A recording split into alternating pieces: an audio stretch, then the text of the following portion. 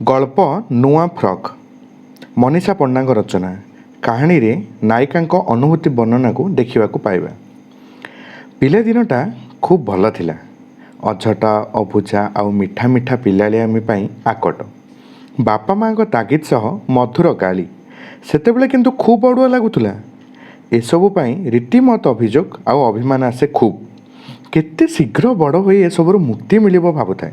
हेले आज यथेष्ट बड़ पर घर को जाई संसार बसाइबा परे मनटा खूब आउटी पाउटी हुए पिला दिन में हजि जाइथिबा दुखरे।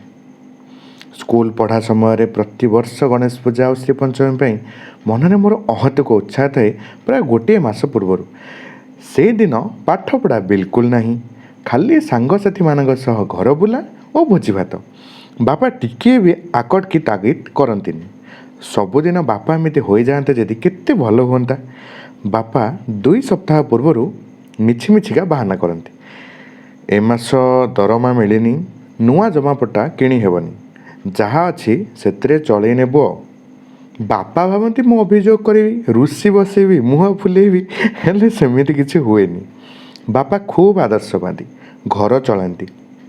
मध्यवित्त परिवार रे एमिति थिला नथिला लागी रहे भाभी मु केबे नुआ फ्रॉक किणा न हेबार प्रतिवाद करेनी। बापा मो पाखे जो पिलाली आम देखा इच्छा करती देखी पारंतिनी। प्रति वर्ष एमती हुए बापा मिछ अभिनय आउ तांको सुना झीर रुचि भितर एमती बुझामणा ही रही था। बापा मारवाड़ी मौसा दुकान रे 2 सप्ताह आगु मो पाई फ्रॉक बाछि सारी था। पूजा पाखे आसिले बछा बछी पर भल फ्रॉक आउ न मिल पारे, एणु अनेक आगु मो फ्रॉक किणा सरी थाए। 2-3 फ्रॉक आनी घर थाकरे पेपर गुड़े रखि था बापा। मते पूजार 2-3 दिन पूर्वर बाछा गोटे कहती, मु बाछि पारेनी, सबु जाक मन लाखि थाए। जेकोसी हेले भी मु खुशी, सबू तो भल लगुच, एपरी उत्तर दिए। बापा मुरुकी हसी ठीक अच्छी सबू रखिदियो बोली माँ को कही दियंती।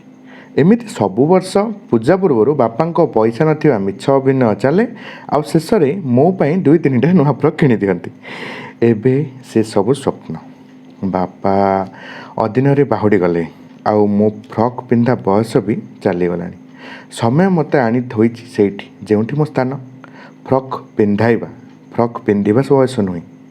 झील हाथ में ता बापा आनी देइथिबा फ्रॉक देखी आखिरे लुह आसीगला। 32 वर्षर गृहिणी, कर्तव्य परायणा पत्नी पड़िया कुआड़े उभे गला मो भितर। ईर्षा कि अभाव बोध को कारण केजाणी अभिमान रे मुँह फुले नेली मु। जेतेबेले मो पुओ झीक बापा गोटे मास छुट्टी नहीं घरे आसी पहुँची। आसु आसु 2 छुआंक भितर जड़े ब्याग टाणी धरला आउ जड़े सीधा पछपटू बेक को धरी डिया मारी पिठी उपर ओलीगला। रुह रुह कही जेते आकटैले भी शुणु नथिले।